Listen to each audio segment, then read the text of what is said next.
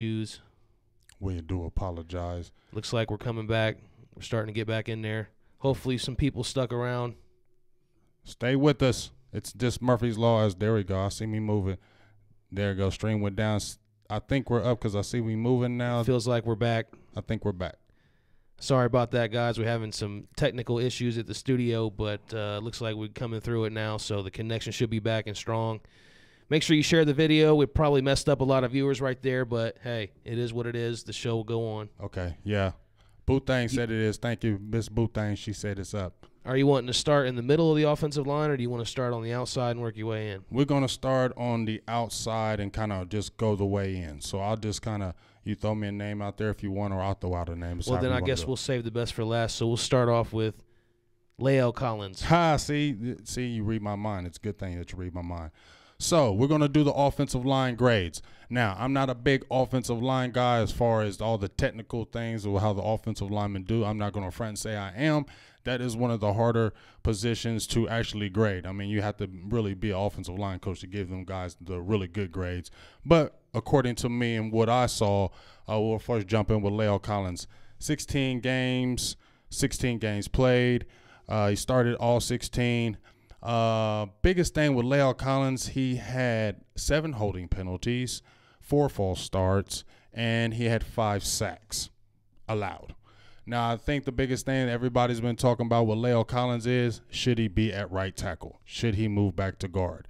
That's the quandary right now. And he signed a 2-year extension, as we know, G, right? And it made him like the 5th highest paid right tackle in the league. Mm-hmm. And he hasn't really performed to that level in the last 2 years he's been switched to the right tackle. Can we kind of say? He gave up 5 sacks this year. He gave up 5 sacks last year at the right tackle position.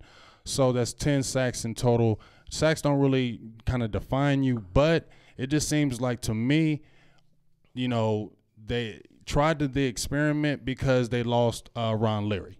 You know what I mean? So they were trying to kind of catch themselves because they didn't have anybody to cover it. So they moved him out to the right tackle spot. Doug Free retired. It just doesn't seem like that's his spot to go with. It just seems like the more he has to move his feet, the more problems he has.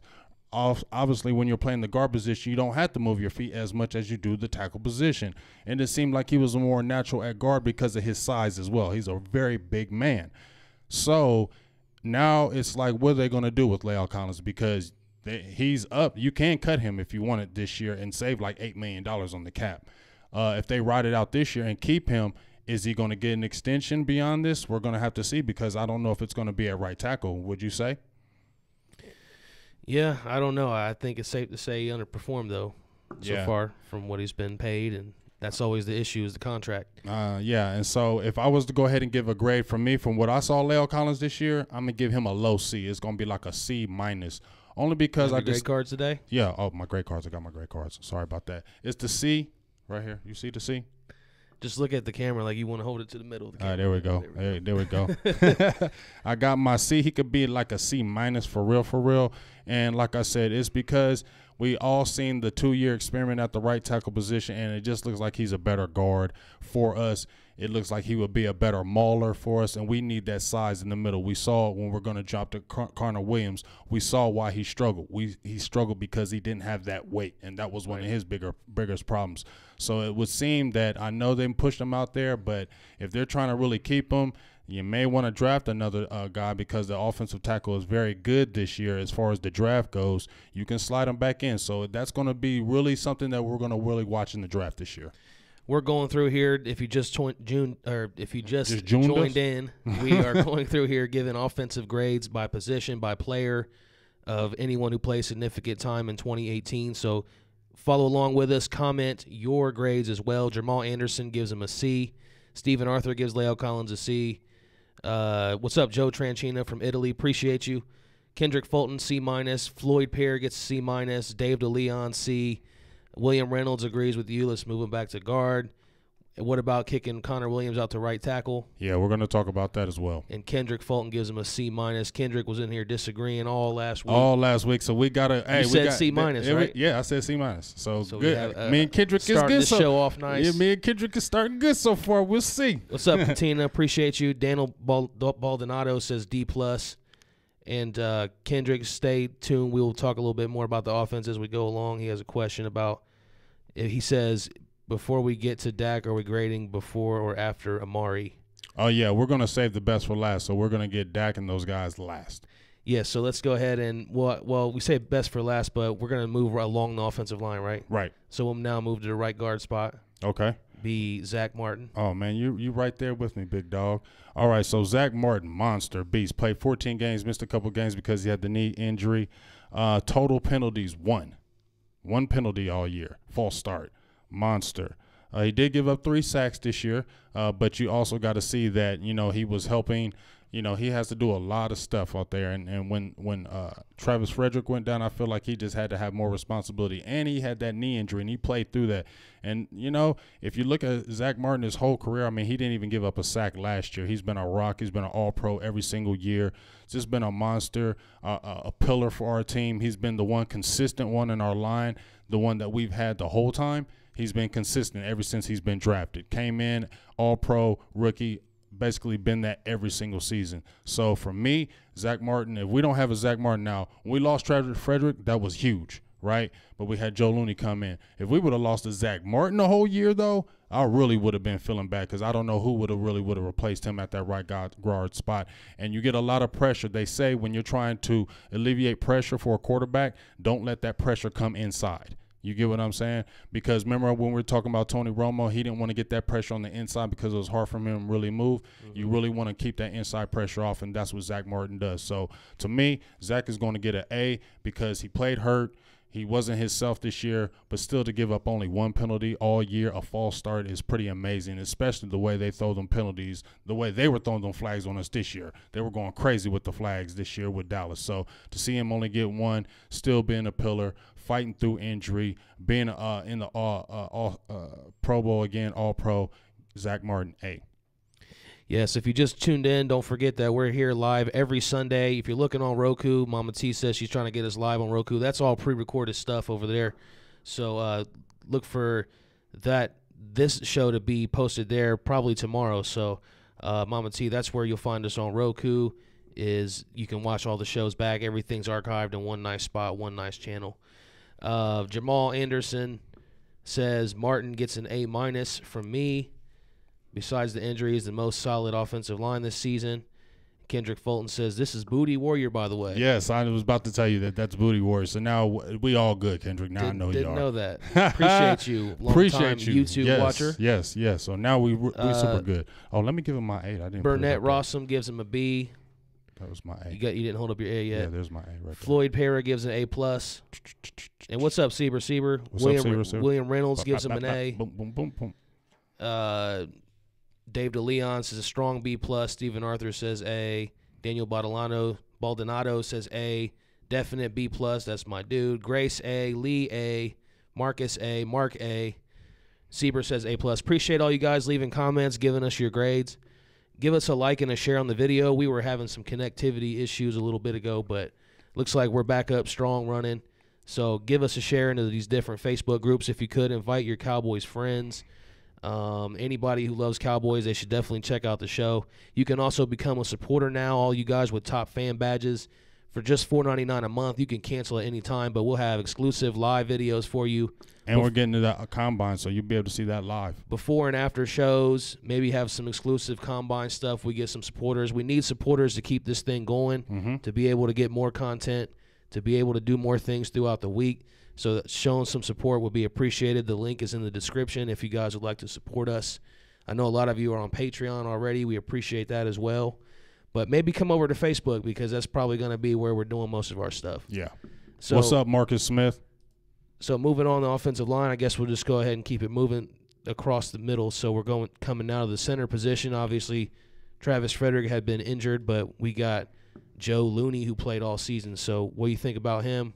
And let us know in the comments. Give us a grade for Joe Looney. Joe Looney was a monster this year. Joe Looney was a godsend. We saw how he was a backup the year before, how he backed up at the guard position.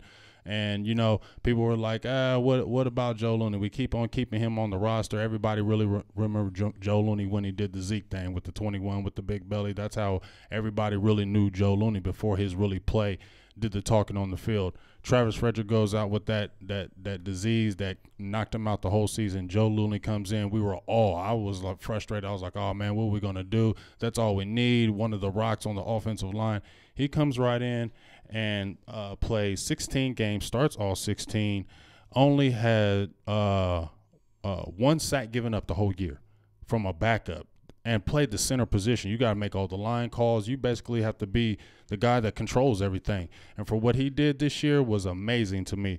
4 penalties, all 4 were holding calls. You can kind of see it when maybe you're helping, or you had to help the rookie. You get what I'm saying? Because he was right next to you on your left side. So concerning what Joe Looney did coming in out of nowhere, from a backup to a starter at the center position, one of the most critical positions on the line, keeping everything together, only giving up 1 sack. I'm going to have to give Joe Looney a B+. I want to give him an A, but, you still had them holding calls. We still had a little problems, with some defensive tackles kind of late in the season. But as a whole, coming in the way he did, B+ in my eyes. So let me give him that good B, and I'll give you the plus right there in my eyes right there. B+ for Joe Looney. He's a good locker room guy as well. Great locker room guy. He's got that personality. He brings the energy. Let me read through some comments and see what some people had to say about Joe Looney. Nathaniel gives him a B+. I'm looking at Facebook Live comments. We're also live on YouTube right now. Eddie Woodcock, my guy Eddie Stats, says he'll be at the Combine Saturday morning. Cool. Hey, Eddie, if we're there, maybe we can link up. Yes. And talk some football. And I know you got a lot of things going on, too. Big shout-out to Eddie Woodcock there in the comments. Marcus Smith, what's going on? Lee Johnson gives a B for Looney. Stephen Arthur says a B. So everybody on page with you. Jamal Anderson, B+.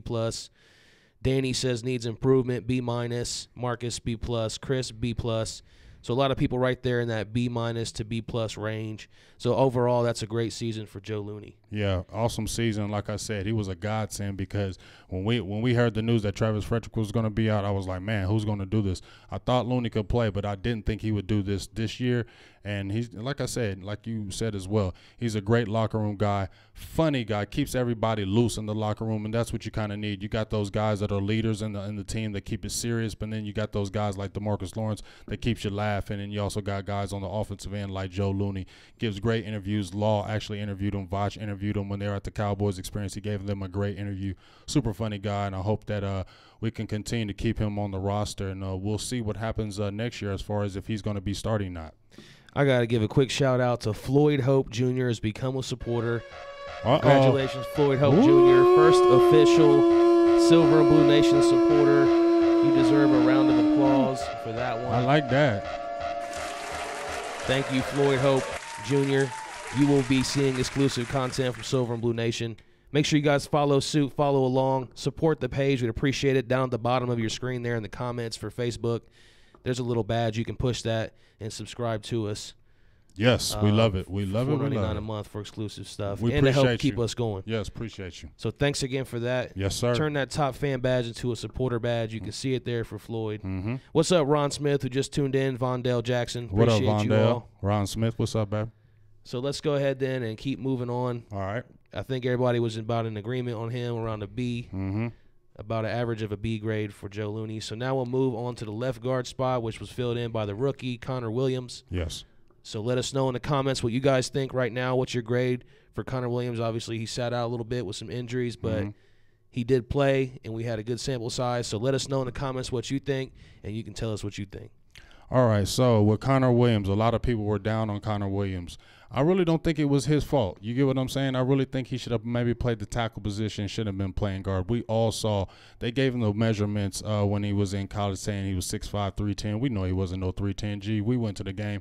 Ain't no way in hell he was 310 unless he was a skinny 310. He was more like a 295. And when you're playing a guard position, we had Ron Leary that was playing guard. He was 340. He was big. big. You get what I'm saying? When you're playing the guard position, you have to be a big guy.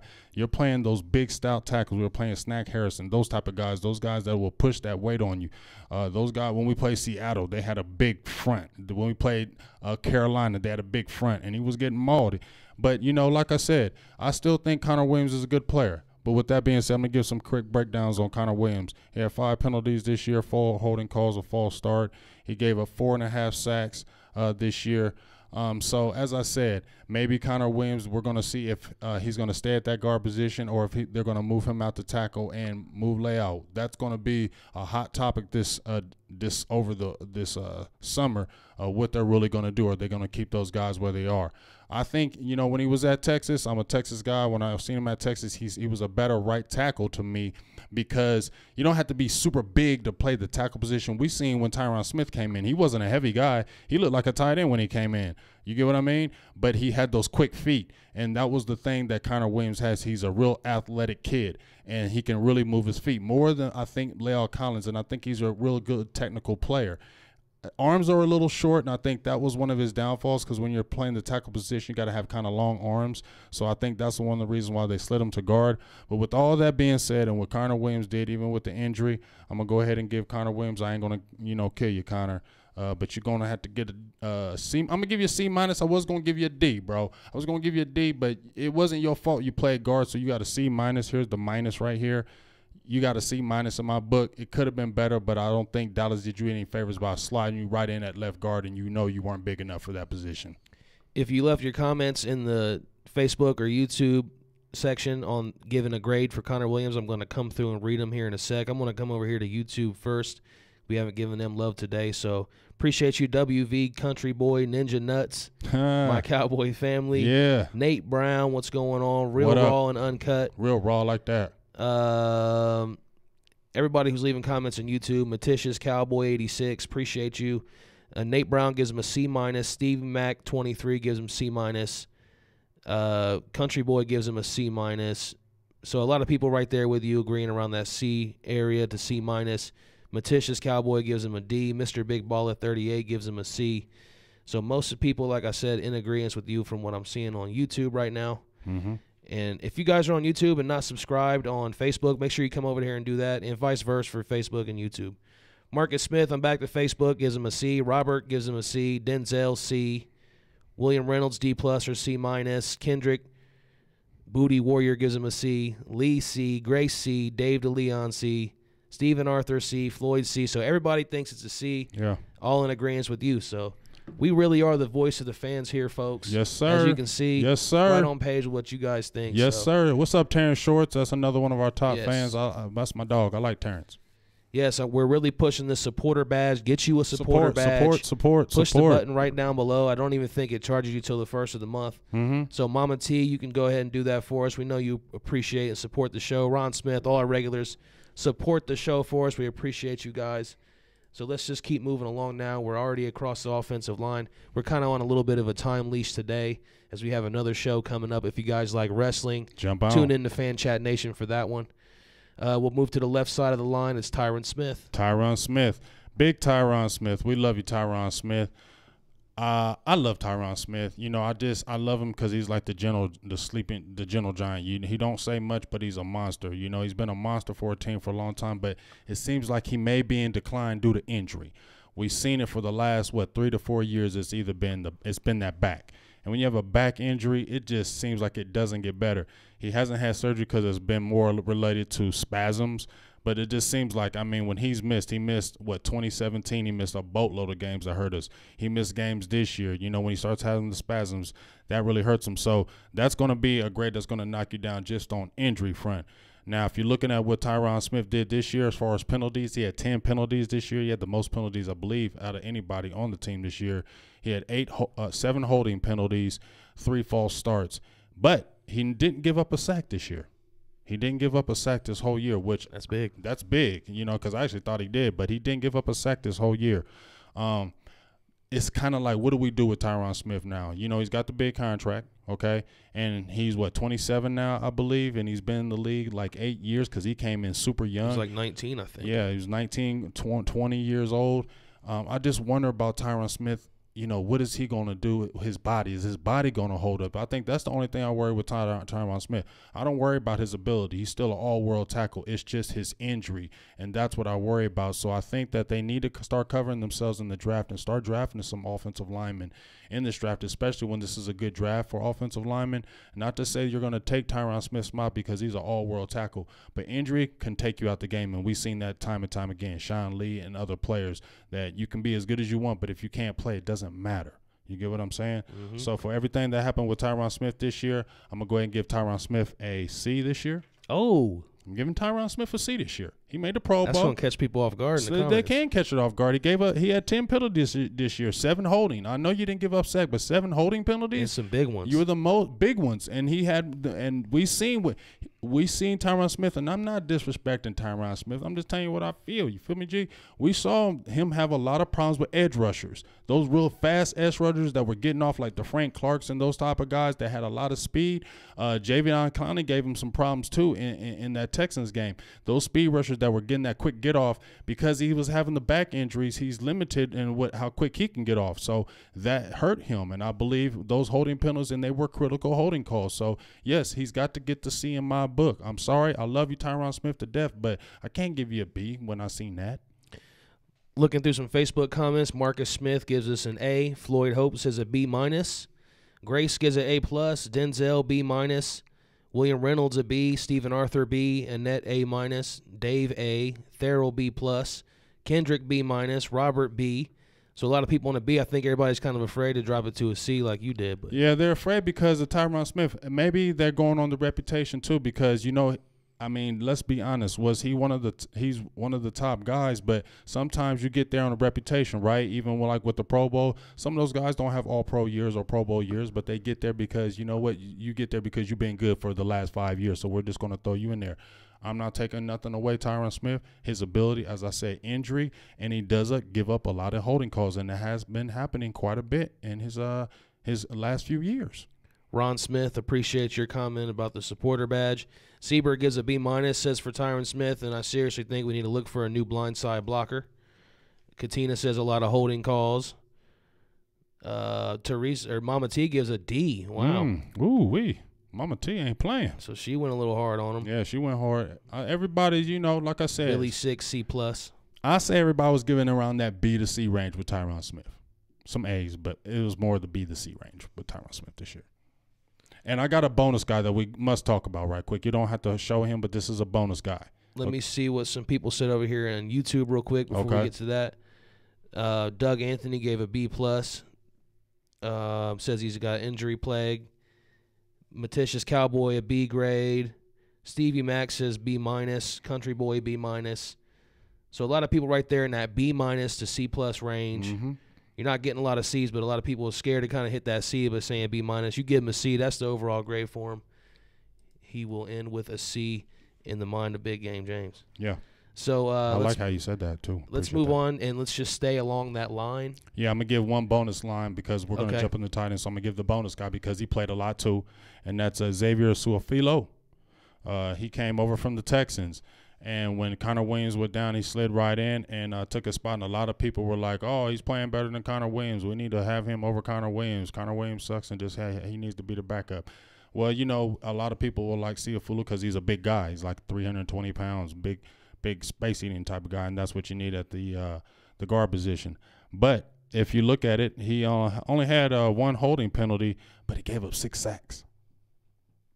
That's not good, man. So as much as we were liking Suafilo, you gave up 6 sacks up that middle, baby, and that's not good. So I just want to throw him as the bonus. So as much as everybody was saying that, Suafilo was this, Suafilo was that, he's stopping this, he's stopping that, he gave up 6 sacks up the middle, man. So, and he was getting bullied toward the end. He had remember we were talking about how Connor Williams, when he was coming back, Suafilo had a couple of games where he was getting manhandled up in that middle. So I'm going to go ahead and give Suafilo because he came in out of nowhere and helped out of nowhere, but you're still getting like a C- in my book. C- almost gave you a D, but I'm going to give you a C- because you did come in and help the line when they needed it most when Connor Williams went down. But giving up 6 sacks, that's just not good up the middle. So that between everybody that you graded so far, I think that gives us an average of about B- on the offensive line to a C+, something like that, right in that range overall. Yes, sir. So we're going to move on to the tight end now, and we want to start with Schultz or Jarvan? Let's go with Jarvan. All right, we'll start off Blake Jarvan. No, let's go with Schultz because he ain't really. Yeah, give Schultz. I'm sorry. I apologize, G. That's my fault. Messing up my graphics. I did. I was so sorry. We'll start with the rookie, and we'll come back to either way. There was a big shoes to fill this season. Jason Witten gone. Somebody was supposed to step up. Right. We kind of seen Jarvan at the end. but this is a young guy that was drafted. Right. Dalton Schultz. Let us know what you guys think in the comments for the rookie tight end. What did he do? What kind of grade would you give him for what he played this season? All right, so I'm gonna give Dalton Schultz a big fat incomplete. I got an eye for him, and the main reason because Dalton Schultz, he really didn't do anything this year. You know what I mean? He was kind of like a afterthought until we started having the injuries with Jeff Swain and Rico Gathers wasn't really getting the ball. That's when you saw him getting some catches, but for a total year of 12 catches for 116 yards. The most receptions he had in one game where you saw, Dalton Schultz was getting the ball was when we got blown out by the Colts, and it was kind of like garbage time. It wasn't really any significant time that he made any significant plays. Also, Dalton Schultz had to get better in that blocking because either he was missing assignments or there were wrong line calls, but there were some games where he was just missing blocks, period. Okay, and he was ballyhooed as coming out of Stanford as a big-time blocker, and he had some good size, 6'5" and about 245, 250 pounds. And he was a good blocker at Stanford, and Stanford has really good, smart players. I think he can begin next year, can be a better player. The jury's still out on him. He was a fourth-round pick. He looked good, at Stanford, but I need to see more from Dalton Schultz. I really don't know. Like I say, he's a smart kid. I met him up at training camp. Really good guy. But I just need to see more from Dalton Schultz before you can get a real good evaluation of him because you didn't really see a lot of him this year. Looking at the Facebook comments just real quick because we got to kind of move along. Floyd Hope gives a D. Dave a D. Joe gives him a C. Billy Sick a C-. Robert a D. Marcus says a Z. Kendrick Fulton said C. Steve Arthur C. Schultz, and Joe Tranchina gives Schultz an F. Jim Hoover a D-. So a lot of people pretty pessimistic about the way his rookie season went. So hopefully the next guy here has a better grade, and one of these guys are probably going to be stepping up this season. Now we got Blake Jarwin. Let us know what you guys think in the comments on Blake Jarwin. Okay, Blake Jarwin. Let's jump in Blake Jarwin. Now, remember, I was the guy that liked Blake Jarwin last year. Remember, I was touting Blake Jarwin in 2017. I was talking to him at the beginning of the training camp when nobody was. I said he's going to be a guy to watch. He was undrafted out of Oklahoma State. He had good size, about 6'5", but he looks like he's 6'7" because he's so dang long. Gronk size. Gronk size. He came in this year. I was really pumping Blake Jarwin. I said he's going to be our guy. He's going to be our guy. You came and said, man, Blake Jarwin weak. I remember you kept on saying. We saw some stuff early on from him. Yeah, you was like, man, he weak because he wasn't physical. Remember how you were saying he wasn't a physical guy, which he's not. He's not a physical blocker. He's not a guy that can really help you in the run game as far as blocking or anything of that nature. He's like a what's your boy Escobar? He reminds me of Escobar as far as he's just a pass catching tight end. That's really what he is. He's not really anything else. But let's look at Blake Jarwin. I mean, he had 27 catches for 307 yards and 3 TDs. Good upside. Needs to get more physical. But as we saw, he had 2 big games. One big game was against Philadelphia at 7 catches for 57 yards. And then people were like, okay, maybe we finally found a tight end. Maybe the guys are stepping up. And then we saw him break out, of course, in that Giants game. Even though it was a meaningless game, it doesn't matter. It looked good. That's what Dak needed, a safety valve, a guy that he can look over the middle when everything is not going good. He can just drop it right off. He had 7 catches for 119 yards, 3 TDs, and he looked like a guy that we could build on for next year. That gave us hope. He had a couple catches in the playoff game against the Rams, had the injury, but he still played through it, so I like how he played through his injury. They said he wasn't even going to play in that game because his ankle was so bad. So the fact that he came out there and played through the injury is also where I'm going to give him big ups for the season as well. I'm going to give Blake Jarwin a C in my book because we really didn't see anything in the beginning of the year, and he still does have to work on his blocking and get him a little more physical at the line of scrimmage. But as far as a pass-catching tight end, I think that moving forward, he's going to be a weapon for the Dallas Cowboys. If you just joined in, you're watching live on Facebook and YouTube. And then on Facebook, we're on a couple different Facebook pages, but the Silver and Blue Nation page is where you need to be to have your comments read as we're going through grading all the offensive players or anyone who had significant playing time in 2018. And we did defense last week, so we're doing offense this week, so appreciate the comments with us. Stephen Arthur gives Blake Jarwin a B. Grace a B. Marcus Smith a C+. Mama T says a C. Lee says a B. Billy Sick B-. Booty Warrior B-. What's going on, Gabino? Appreciate you tuning in. What's up, Gambino? Floyd Hope C+. So a lot of people right there in that C+ to B- range is what it's looking like. What's going on, Simone Phoenix? Appreciate you for tuning in, leaving comments. Mm-hmm. David Sieber, real quick, he's asking about Rico. Is he going to be back? I don't know. Real quick on that. I think he is, but he's on the short leash. I mean, he's hanging by the thread. I would not be surprised. I thought Rico Gathers was going to be surprise cut last year. I definitely think if he doesn't show any kind of thing in the training camp this year, especially if they draft a tight end, he will be cut and be gone. So I didn't even bother grading Rico. I don't even think he had but one catch or 2 catches this year. So he was a total incomplete. I just feel like that Rico Gathers experiment is over unless he takes major strides, and I just don't see it. That's just my opinion on Rico. If you're on Facebook, turn that top fan badge into a supporter badge. You can see it down there at the bottom of the screen. Make sure you subscribe to us. We're going to be bringing exclusive content that only you guys can see when you subscribe throughout the week. And over there on YouTube, we're not neglecting you. We'll be over there for your comments as well. Just trying to bounce back and forth. It's just the two of us. Just the two of us. So we can make it. That takes care of everybody who is on the line. So now we'll move to the outsides and then work our way back in before we wrap it up. Mm-hmm. We're going to move a little bit faster here as we go. Okay. Real quick, I wanted to hit on Allen Hurns because he's a guy that was brought in and supposed to be like our number 1 last season. Right. And that changed completely. Right. And really disappeared from the most part. So what kind of grade would you give him? And in the comments, what kind of grade would you guys give Allen Hurns? I give Allen Hurns a straight D, not a D. He was a guy that we were supposed to be looking to as being a threat this year, and we had to go out and get an Amari Cooper because he didn't step up. Like I said, he was supposed to be maybe our number 1, number 2 type receiver. He did not look like that this year.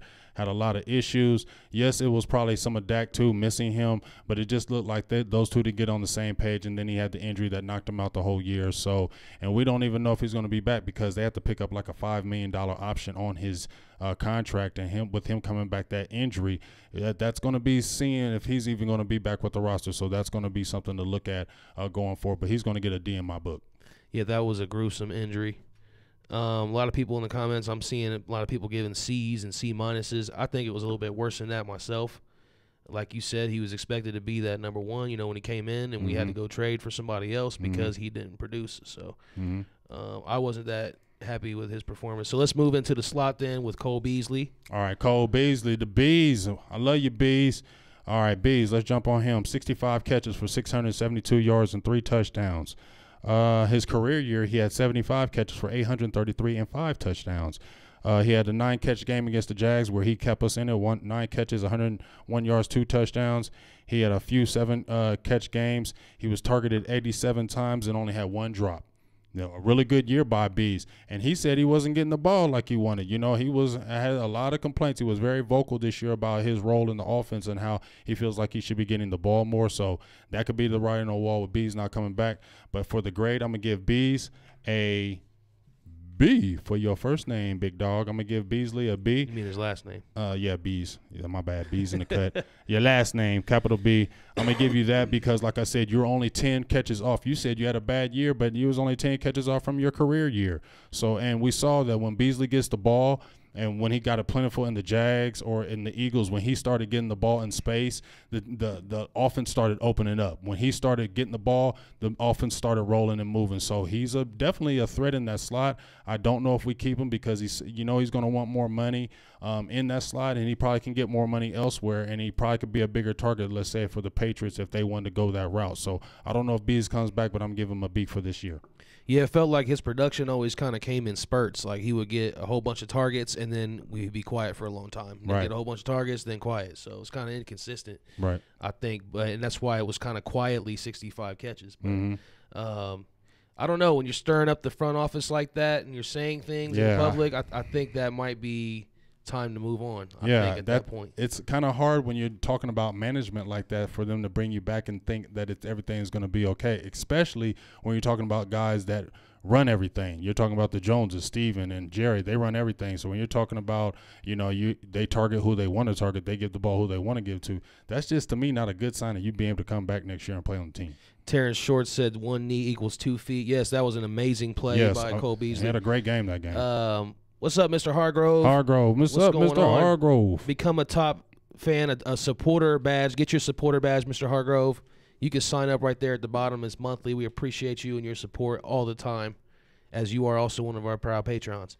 So let's go ahead and keep moving on to receiver court. Okay. We'll go to the rookie last year, Michael Gallup. Love some Michael Gallup, man. I was pushing Michael Gallup ever since the combine. Well, actually before the combine, and then when we went to the combine, me and you were like, yeah, we really like this kid. Great personality. First of all, shout-outs because he had the tragic death of his brother, and he still was able to play through it. Just a great kid. Number one, great kid. But just looking at what he did this year, 33 catches, 507 yards, 2 touchdowns. In the postseason, had the big game against the Rams, 6 catches for 131 yards and a touchdown. Really started stepping his game up in the second half of the season, 68 targets, only 1 drop, which is really good for a rookie. But I think he really settled into that number 2 role. We were thinking maybe he could possibly be a number 1, but we saw, at least in my eyes, he's more of a number 2 receiver. I'm going to go ahead and give Michael Gallup a C for the year because only 31 catches, not really his fault. I just feel like he was targeted a lot more long balls. Him and Dak weren't really getting that connection toward the end, and I think that connection and those numbers are definitely going to go up next year. I think because that camaraderie that they had toward it, and you saw it at the end of the year how they were getting better and better with each other, especially with the long ball. And Gallup doesn't have blazing speed, but he can get open deep. So he was kind of our long ball guy. So I really love Gallup and what he's going to bring to the table. I think he's going to double those numbers from this year. But for right now, we're going to go ahead and give him a C, and I think that's a fair grade to what he did this year. Yeah, a lot of people agreeing with you in the comments, from like a C+ to B, B+. Simon Phoenix said Gallup could have had so many more, so many missed deep balls. Yes, there were a lot of passes that were overthrown, or maybe he wasn't running the correct route where he was open, but they just weren't on the same page. Yeah, that's a rookie though. But yes, I agree, and I think that receivers usually get better as they develop in year 2 and 3. So. If you think back to Dez Bryant, he didn't have the greatest, most great productive rookie season. I know he had some injuries, but I remember him having little issues being on the same page at first, and then you seeing what he did in years 2, 3, 4. So hopefully we see something like that from Gallup. Now it's on to the big dog of the receiving core, Amari Cooper, who was traded for. That's Amari. The trade itself's got to be an A, but let's go ahead and grade his performance as a Cowboy. He had some monster games for us, won games for us. Had monster games for us. I mean, he won the Philly game. I mean, he beat the Redskins to me himself as well. But that Philly game, we were there at that Philly game, which was freaking awesome, the way what he did. Coming over to Cowboys, he had 22 catches with the Raiders. Comes over to us almost like mid-season, 53 catches for 725 yards, 6 touchdowns. He was targeted 76 times. He did have 3 drops, so that hurt a little bit. But he's getting an A in my book, and the reason why he's getting an A because the trade was an A because we were 3-5 and we looked like it was over. And I myself would be the first to say that when we got rid of Dez, I was like, maybe we don't need a number 1 receiver. We can make it. And obviously I was wrong in that we needed a top receiver to kind of open up the offense for everybody else. And I think that's what Amari did. If you look at the numbers to Michael Gallup, to Cole Beasley, and to the other players, their numbers opened up, especially Michael Gallup. You saw more of his catches when Amari Cooper came. The reason why, because now they had to focus on Cooper because Cooper's going to kill you.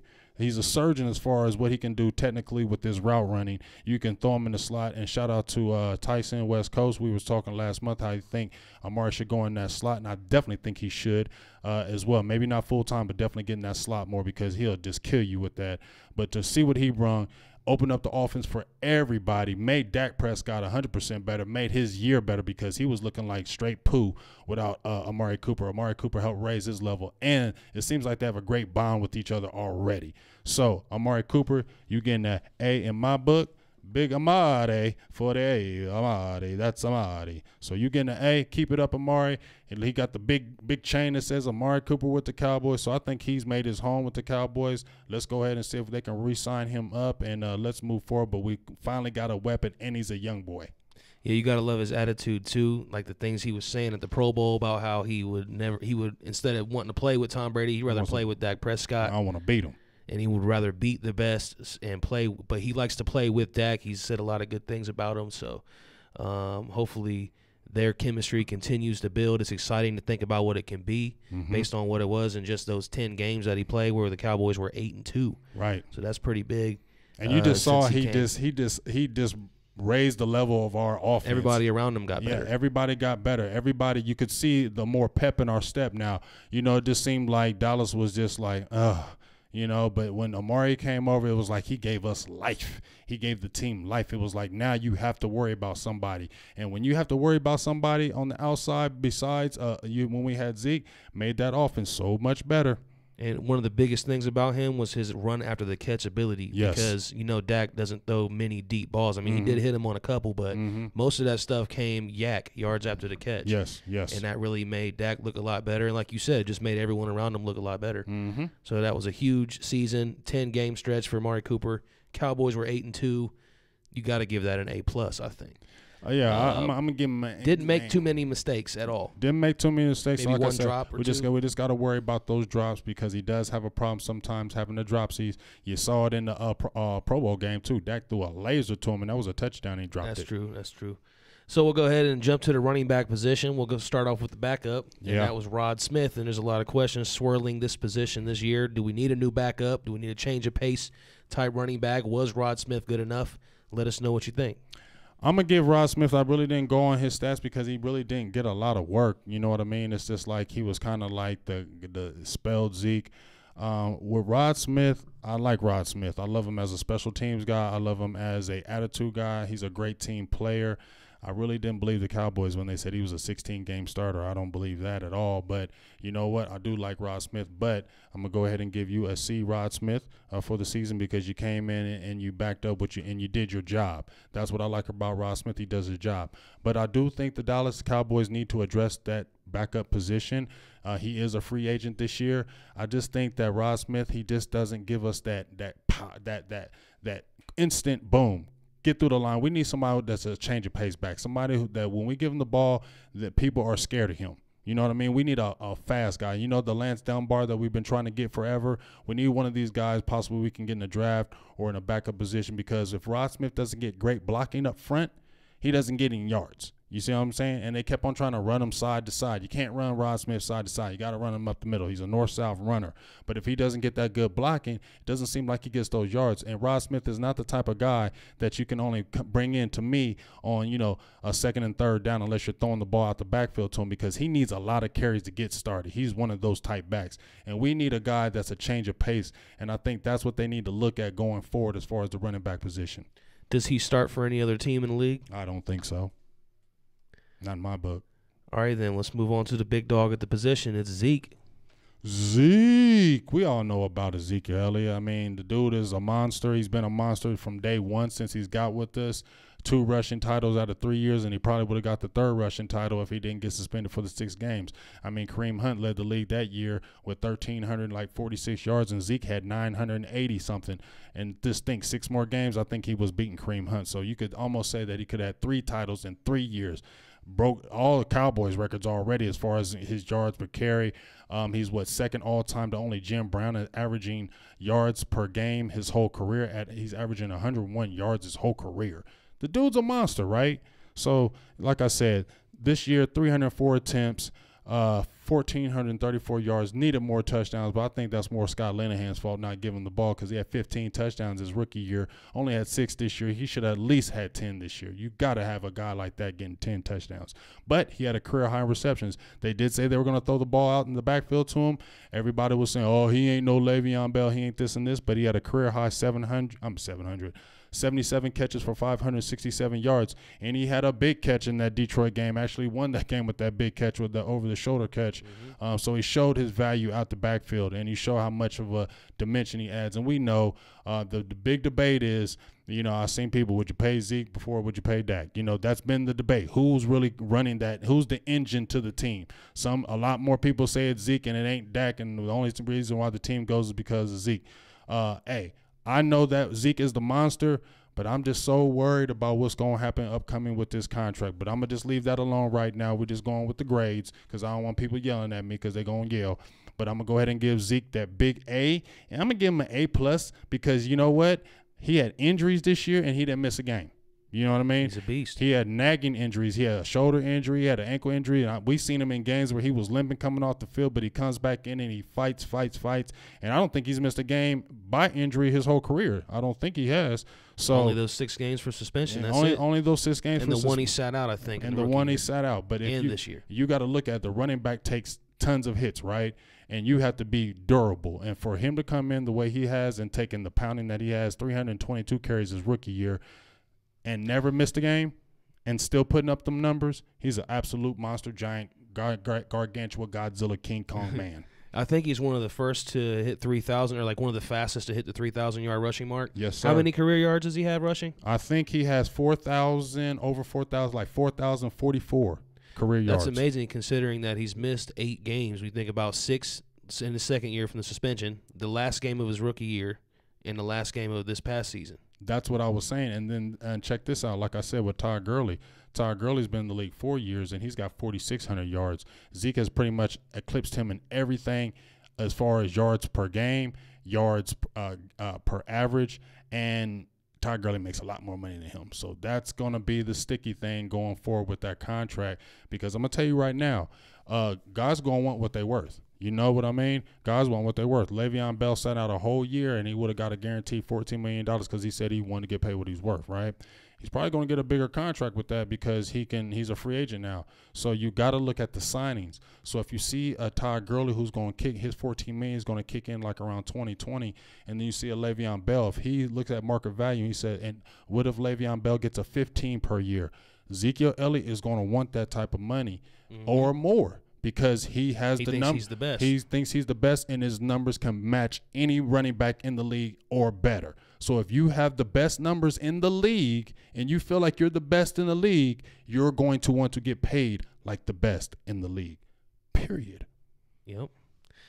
And I know you guys are leaving comments. I want to read them all, but we're running short on time, so we're just going to move along. But stay tuned for next week. We're going to have a little more of an open discussion with the comments and everything. But right now, let's stay on track with the off-season grades of individual players. We'll go to the guy that handles the ball more than anybody, touches the ball on every snap, takes more snaps than anybody in his position. That's Dak Prescott. Dak Prescott, boy, the love. Who do you love to hate? People love to hate some Dak Prescott. I thought Tony Romo used to get it bad as far as the hate, but Dak Prescott has took that to a whole different level as far as the hate.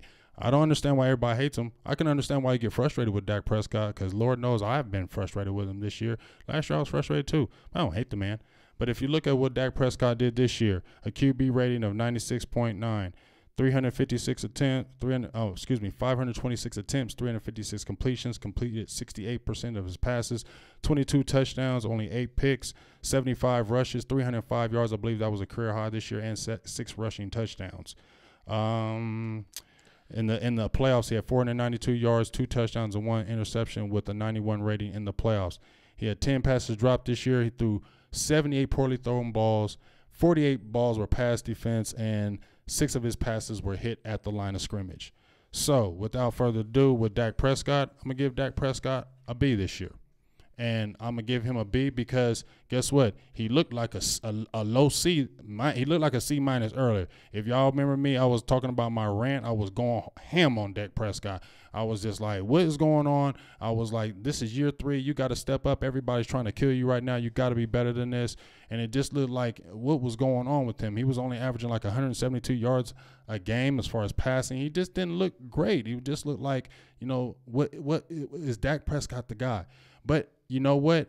Every good quarterback does need weapons. Patrick Mahomes is a beast, but he still got weapons. You feel me? These guys that are monsters, Drew Brees, he's a monster, but he's still got weapons, right? He's got Kamara. He's got Michael Thomas. He's got weapons, and he's got dog weapons, and that makes you better as a quarterback. And you seen when we got Amari Cooper, it made Dak Prescott better, and he stepped his game up. I think he ended up averaging like 240 yards a game, going from 172 to 240 like in an 8, 9, 10 game span with the receiver stepping up.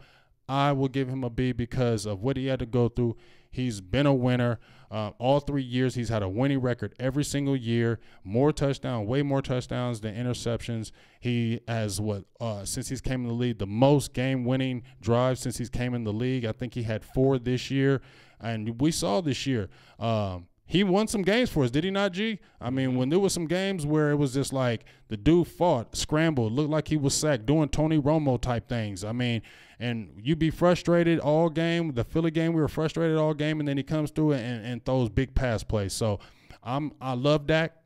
I want him to be our quarterback going forward. Everybody's talking about the numbers, what he's going to get paid. I'm not even going to talk about that right now. I'm going to say this. Dallas waited forever to get a quarterback. We were crying about quarterbacks. We were crying about quarterbacks. Look at all the bad quarterbacks we had. So for us to lose Tony Romo and to come in a position with Dak, it could be a lot worse, folks. We could have a lot worse quarterbacks than some Dak Prescott behind the center and not moving. And at the end of the day, he's got 2 NFC East titles in 3 seasons. He's a winning quarterback, and that's what you want as a quarterback. Is that not right? They don't pay you for them big numbers. They pay you for them wins, because them wins is going to get you closer to a Super Bowl. So that's what I'm going to back Dak with. He's a winner. He's not the prettiest quarterback. He still's got to learn. He's still got to get better. But I think when him getting John Kitna in the fold is really going to help him. I think that's going to be huge for him, because I think that's going to help Dak's mind. I also think having Kellen Moore, because I believe Kellen Moore is a young mind and will listen to Dak Prescott and give more freedom at Dak at the line. So I don't think Dak is going to regress. His worst season was the year before, and he still completed over 62% of his passes. You get what I'm saying? So it wasn't a terrible year. Yes, you need weapons if you're a quarterback. So continue to keep weapons around him, and we're going to be okay. We just got to worry about that coaching going forward. Yeah, I felt like last year he really at times put the team on his back, on his shoulders, which is something we didn't really see much in year 1 and 2. It kind of felt more like the running game, offensive line carried us in the first couple years. But last year, I know the Giants game didn't mean a lot at the end, but still he put that game on his back, and he showed that game was huge. He can bring you back. Yes. By him, like without Zeke, you know what I mean? Like he doesn't need anybody. Like he can do it on his own. So I thought that was a big step forward for him in his career, and you got to feel excited about what's coming into this coming season with him. He should definitely be at that next level now. We always talk about no more excuses. Well, there's no more excuses. I mean, I think. But I don't think he deserves the excuse, because I think this was a year everybody was looking at him like he needed to step up. I mean, you said it yourself. You was like, I don't like Dak, blah, blah, blah. Nah, you can say he stepped up in I your eyes. feel all right about him now, yeah. Exactly, because you was like, wasn't feeling him. And if he stepped up in your eyes, then I think he stepped up in a lot of people's eyes. He's not a perfect quarterback. With this we know, folks. But he's a guy that's a winner, and he's a guy that I believe that can control our team. And he's a leader. And everybody, if you listen to the locker room, they love him. They love Dak Prescott. And that's at the end of the day. It's not about what us fans think, because we ain't the ones that making them decisions. It's them guys that are blocking for him. It's them guys that are playing for him. And them guys are the ones that are saying, hey, Dak is our guy. I'm going to go ahead and ride with them too. Yes. Well, that does it for our grades. Hopefully you guys enjoyed that. And we'll tune back in next Sunday, as we'll have something else planned for you. But last week we did the defense. This week it was the offense. I thought everybody pretty much agreed with you in the comment section for the most part. So it sounds like everybody's on the same page. If you want to talk more about it, you can always inbox us. You can message the page. And don't forget, guys, before we get out of here, that you can subscribe to us now. Facebook just gave us that ability. You can support the page for $4.99 a month. You can get exclusive content. You can cancel this subscription at any time, so it's not like you're locked into anything. Right. And, what's $5 a month? It's not much. You know what I mean? So, I mean, to some people it's a lot, but, it's not overall. You're not going to miss $5 that much. Yeah. To see your favorite Cowboys podcast and more content, some behind-the-scenes type stuff. We want to be your favorite. Get that personable look with us. We appreciate any support you guys can give. We need it to keep going. And we've been going strong for almost 2 years now. Grinding. And Facebook has come out with these new creative ways to try to help us continue to go. So we need support from you guys. If you have a top fan badge, you can turn it into a supporter badge. Even if you don't, you can still get that supporter badge. So jump on there. We'd appreciate that. You guys on YouTube as well. Make sure you subscribe to Facebook if you're not. And if you're not on YouTube, go there and subscribe to us as well. We're all over the place. Roku. We're also on SoundCloud, iTunes, Google Play. If you just want to listen to the audio portion of these shows, we got pretty good voices. So any support we can get from you guys, we appreciate it. Thanks for tuning in every week to all you loyal watchers who watch every single week. Yes, we appreciate and we love you every single day. Every time we come on here, we love the support. We love seeing the regulars coming in, and we all, like I said, go tell your friends. If you're a Cowboys person, you love the Cowboys, and you want the real about the Cowboys, we ain't saying we perfect. We ain't saying we right on everything, but we're the voice. We give y'all a voice. You know what I'm saying? We a voice, you a voice. Hey, and we can agree to disagree, and we have a good time with it.